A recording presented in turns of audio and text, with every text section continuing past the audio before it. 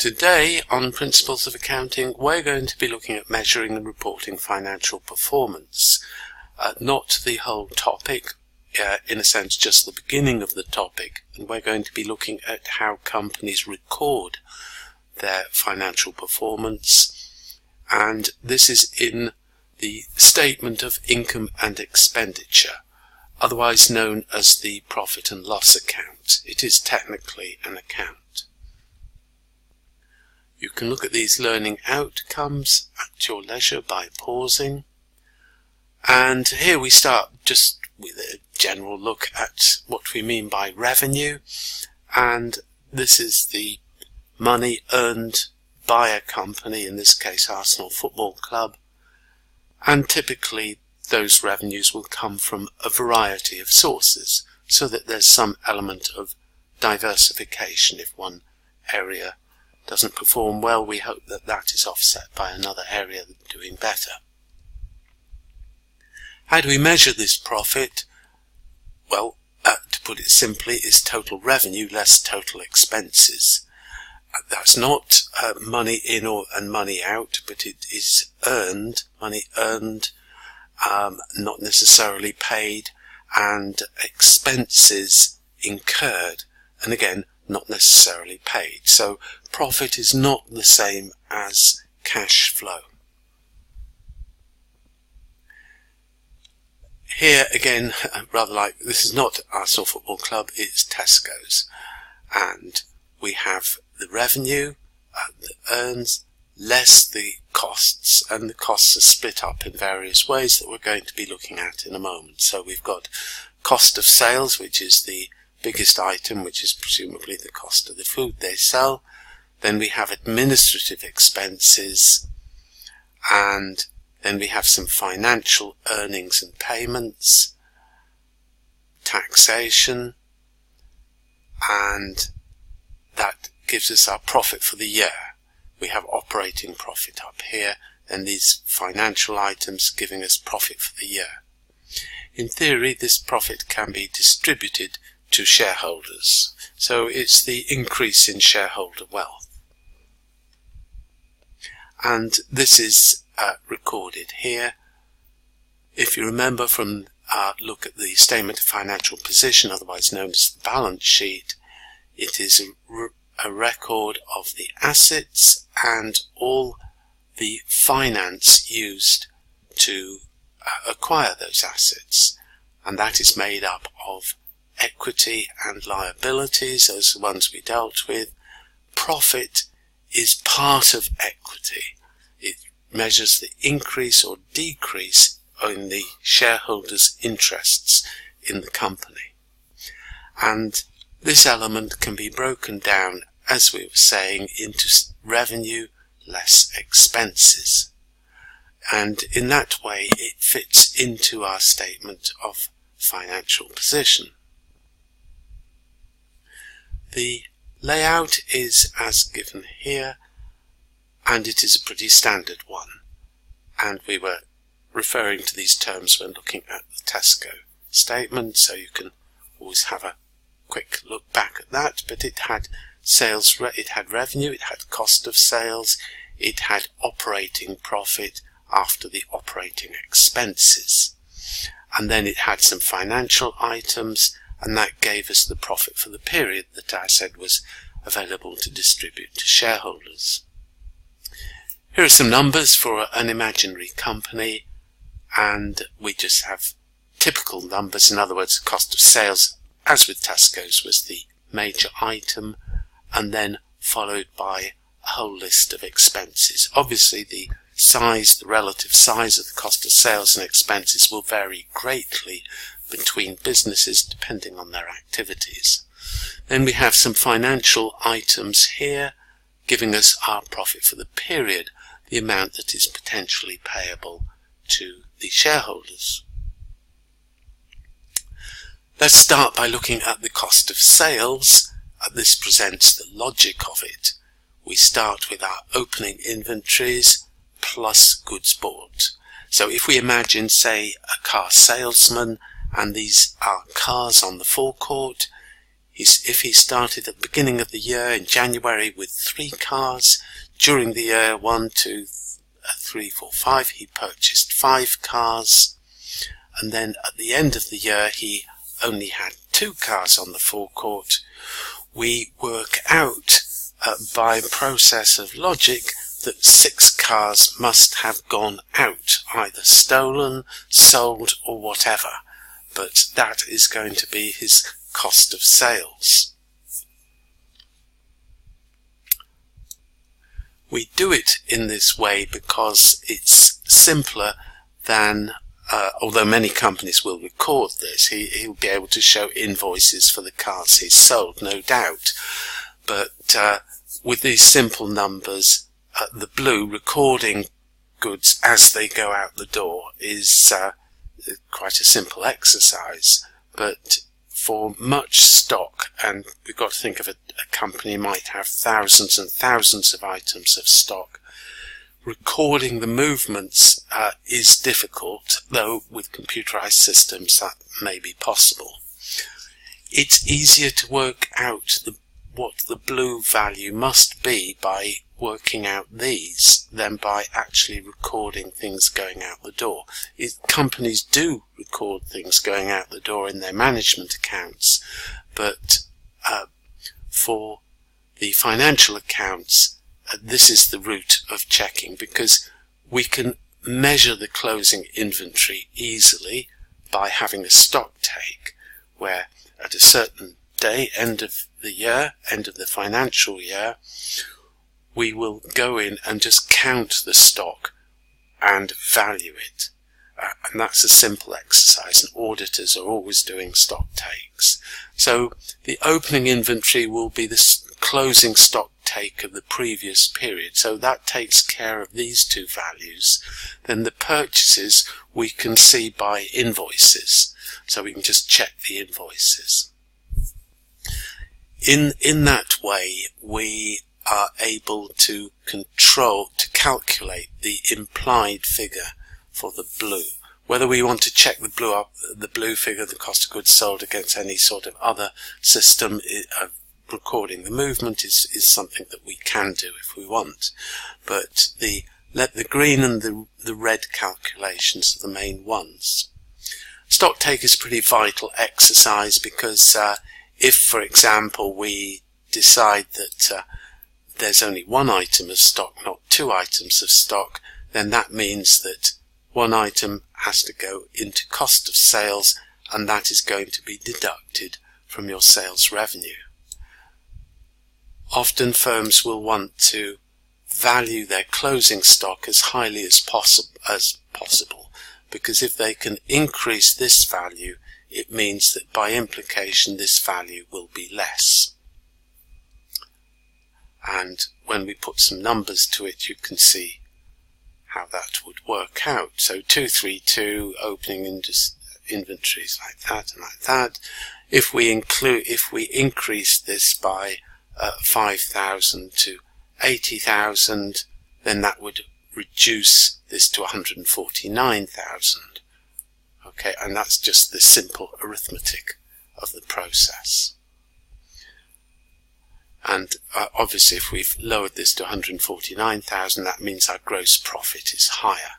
So valuing the inventory is critical, and as I was saying, auditors are forever doing the stock takes or checking the paperwork of the stock take, because it is vital for the calculation of gross profit. And the stock take, if you go back to the Tesco figure, we saw that the stock take was the major expense.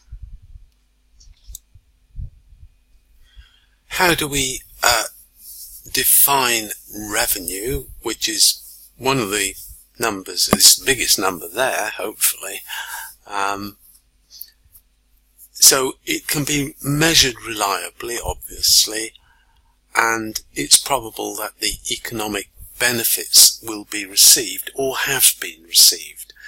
This is just a funny way of saying that revenue, goods have been sold and they've either been paid for, or you have an invoice where the that is a contractual statement of debt, right? So if they've not paid for it, then they're debtors to the company. If they paid for it, all well and good. So it's one of those two states. And we also want to make sure that these goods have been sold. In other words, ownership has passed to the customer, to the buyer. That's not always the case. Goods can be on consignment, in which case it's still owned by the company. So with all these things, you may think they're obvious, but there can be some little variations that make it not so obvious. Now, on the expenses side, we have the concept of matching costs with revenues. The costs that are incurred have to relate to the same period for which the expenses are earned, and that's what we mean by matching. This gives rise to two problems: accruals and prepayments. And this is where there isn't quite a match between the actual payment and the expense incurred. So there's either a shortfall here, in other words, there's an item here which we have not paid for, and that is an accrual, and we have here the situation where the payment is for this period and a period beyond the accounting year. Now I've added here the comment that the payment equals invoice received and charged to the accounts. So accruals really refers to services received where an invoice hasn't yet come in, and this can happen very easily with rent, electricity, things like that, where the invoicing period is such that they've not yet got the invoice in for that period. So there's what is called an accrued payment that is charged to the accounts, and it's like an imaginary creditor, if you like.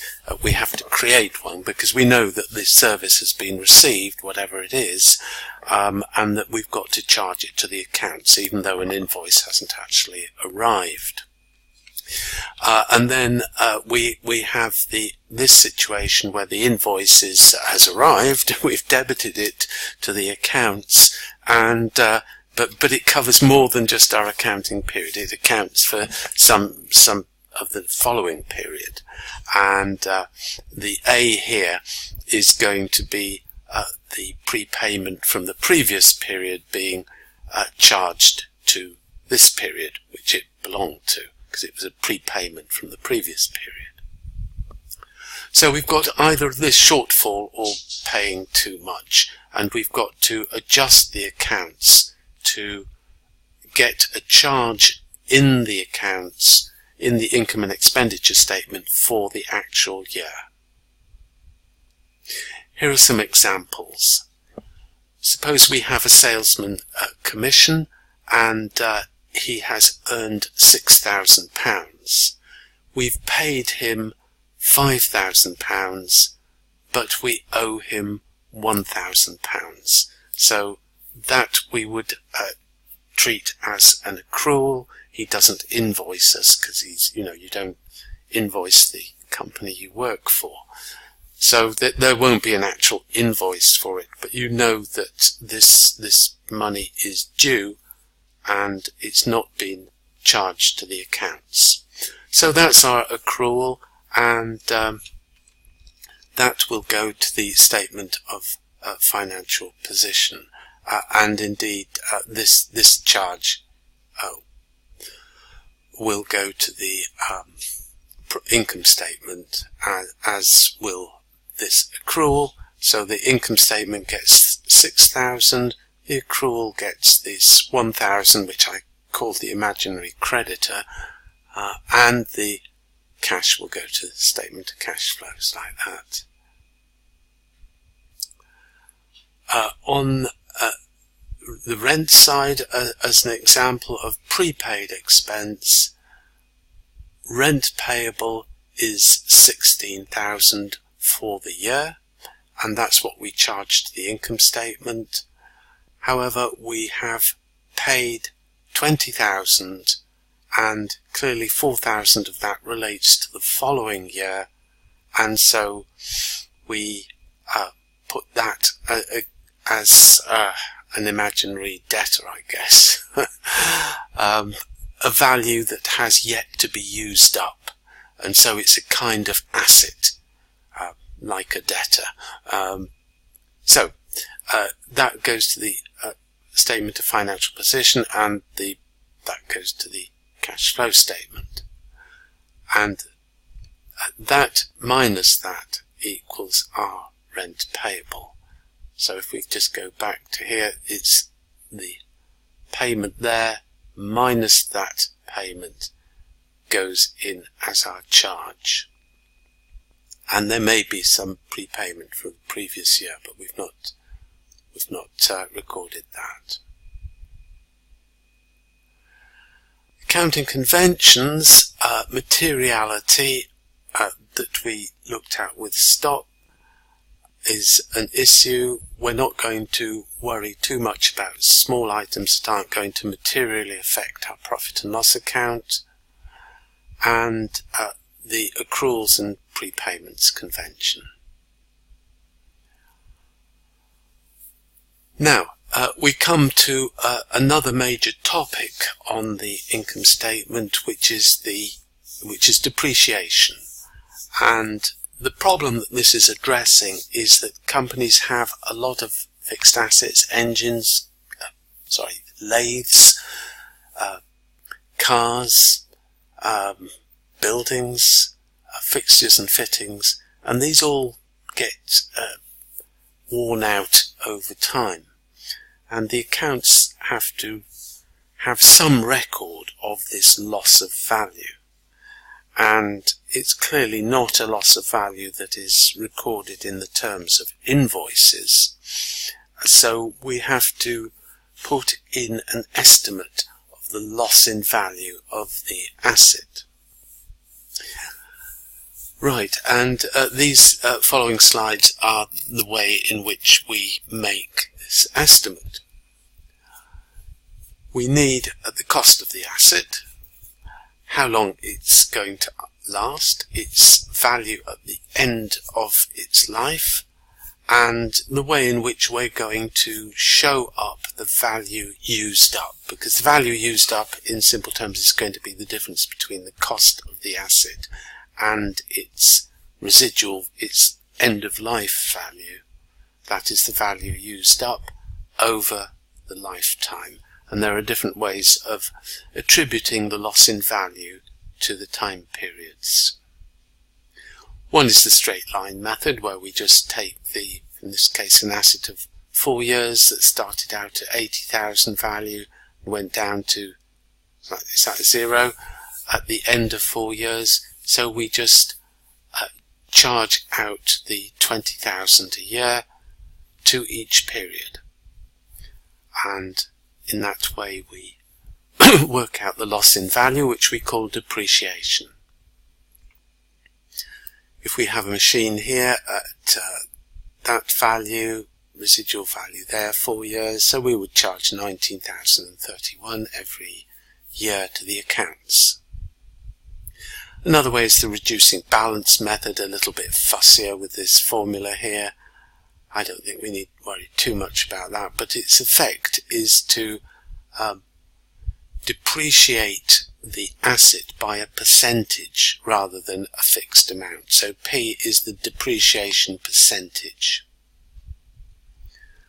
I'm not sure what this is. It looks like something over 50%, looks like 60%. Have we got a figure here? No, don't think so. So 60% gets us to 30, then 60% of 30 is 18, so that's down to 18, then 60% of 18 is about 10, This a bit below 10 anyway, so it is right. It looks to be writing off about 60% a year. Oh, it is 60%. Sorry about that. So that's the calculation. It wasn't 10, it was 7.5. So have a look at that, and it's just writing off a straight percentage, and that's, possibly closer to the market value over the years. In new machines, etc., lose value, most of their value in the first year. They say when you drive a new car off a forecourt, you've just lost, £4,000. So calculating the annual depreciation, we've got the cost, we've got the residual value, that gives us our depreciable amount, and we charge it out to each year. And the amount we charge depends on the number of years and the method of depreciation. The other valuation issue that we have that is not detailed by invoices is the inventory costing method. Now, for this, let's just go back to our original logical diagram. Now, this is the cost of sales. Imagine that the dark green is at a different price. Imagine they're all the same car. Okay, so just keep it simple. Remember, there were cars on the forecourt. They're all Ford Fiestas or whatever. But they're not all going to be at the same price. Imagine that the opening inventories, the cars that we had on the 1st of January on the forecourt, were at one price. And then the price went up. So these light green ones are at a different price. And then we've got the closing inventories. And the question is, which price do we use for the closing inventories? Do we use the opening price, or do we the dark green price, or do we use the light green price? Now, if we say that these red squares are valued at the light green price, in other words, the closing inventory represents two of these, then we are assuming what's called first in, first out. So the first in was the opening inventory, and they go out first. So that implies that all these sort of go out first to there, and then that, and then there are just two here that are left. So we call that a FIFO, first in, first out. The other one is last in, first out. So the last in was this, and then the next one was that. So we charge all these out to here, and so that one, that one, that one, and that one, and that one. So that's 5 out, and then 1 from this one, right, if we're going to take it in order. So last in, first out means that our red squares are valued at the two dark green. These are taken, these values, and it's not physically, it's different from physical process, but in terms of value, the value of those two cars will be valued for the closing inventory. That might sound very odd to you, but you just have to get, that there are many different processes. So you just have to accept that it is possible to value your closing inventories at these two values, even though physically they may have gone out, but they are the same as these. They're all the same cars. So we can, in theory, if we adopt LIFO principles, we would be valuing them at these two values. You may say, well, that's just a totally out-of-date value. Well, it is an out-of-date value, but on the other hand, we will have charged to the account more of the current price. So it would make our profit calculation more up to date. Whereas if we take the FIFO calculation, we charge all these out and then 3 of these to make the blue ones, it would mean that our closing inventory would be realistic, but we would have some unrealistic charges from old prices going out as our profit and loss. Well, there are arguments for and against both methods, but our interest is to understand that there are these two methods. So our problem here is, how do we split the purchases of stock between goods going out as cost of sales and goods that are still in stock? Well, we've been through the logic of it, and there can be different configurations, but here's one example. First of all, let's just have a look at the total purchases, including the opening stock, which is of course purchased in the previous year. We have the opening stock, in this case 10,000 tonnes at £10, so K for 1,000 gives us £100,000, and 20,000 tonnes at that gives us 260,000, total of 300. So 360,000 has to be divided up between cost of sales and closing stock. Well, this is a rather extreme example, if you like. First in, first out. So that means that our closing stock is going to be valued at the most recent value in the first instance. So the goods that came in first was the opening stock. So that goes out as sales, and in this case the cost of sales is going out at the opening stock price. I've forgotten to put a pound in there as well. Right, okay. So our cost of sales is 90,000. However, we've still got 1,000 of opening stock left, because our cost of sales is so small in relation to our purchases. So this is not a very realistic example, but never mind, the logic is still the same. Our closing inventories therefore have all the purchases we made during the period plus 1,000 from the opening stock, which has yet to be charged out. And so we have 90,000 as our cost of sales. Then we have the LIFO, last in, first out, and therefore our closing stock is going to be initially the opening stock, right, because it's only the most recent stuff. That's the light green in our example earlier. That goes out first, and since it's such a small amount that's gone out, it's just 9,000 out of the 20,000 of our purchases here. So that leaves just 11,000 of our purchases still waiting to be charged out, plus all of our opening stock, because we've only taken the most recent ones out.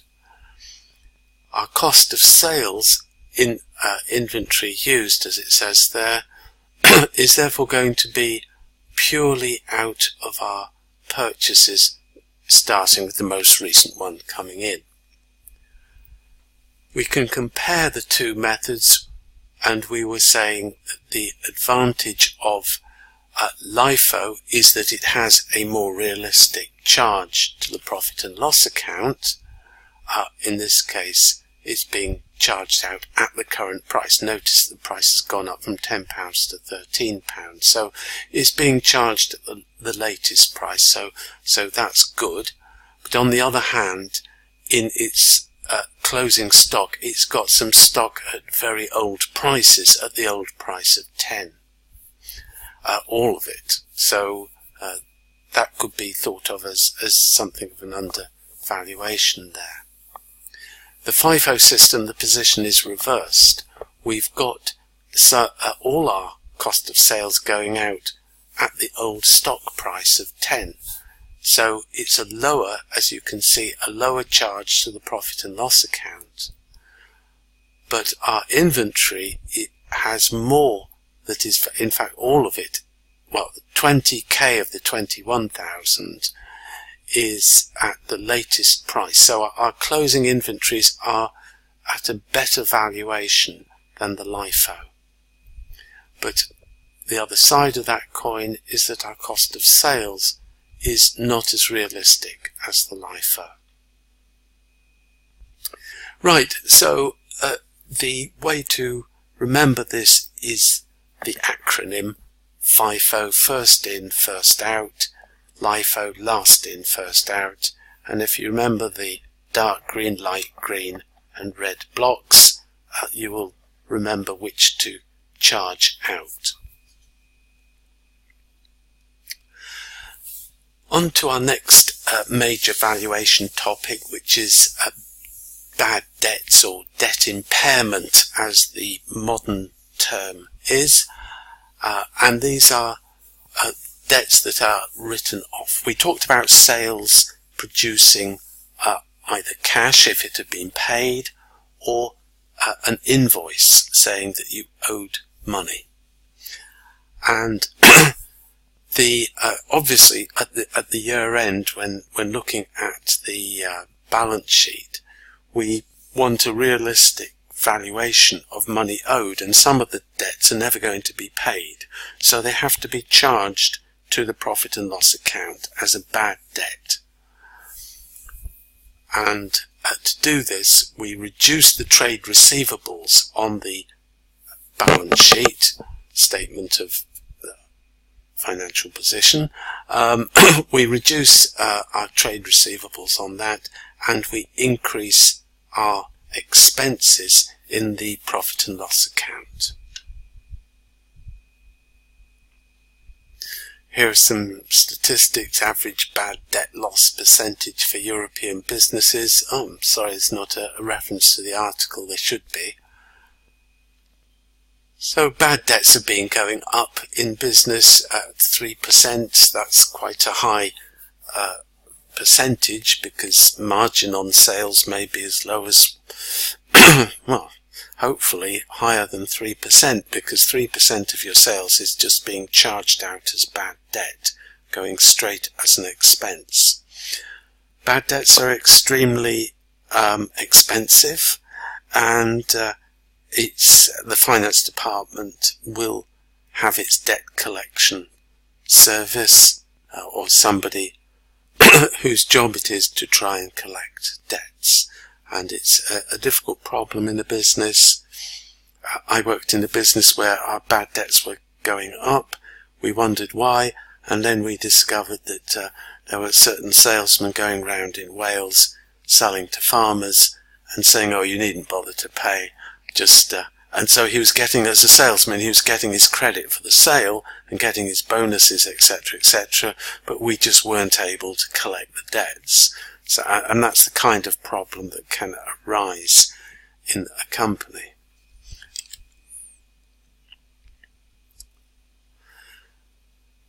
So finally, we have the uses of the income statement, and we look at an income statement to see how profitable the company is, or has been over the past year, with particular interest in how profitable it's going to be in the future.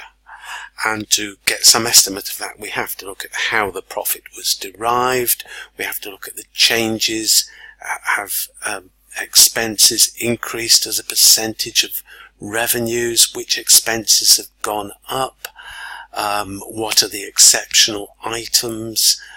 There are a whole load of ratios and measures, some of which we'll be looking at later on in the course, that you can derive from the income and expenditure account, particularly in combination with the statement of financial position, that together tell you how a business is doing.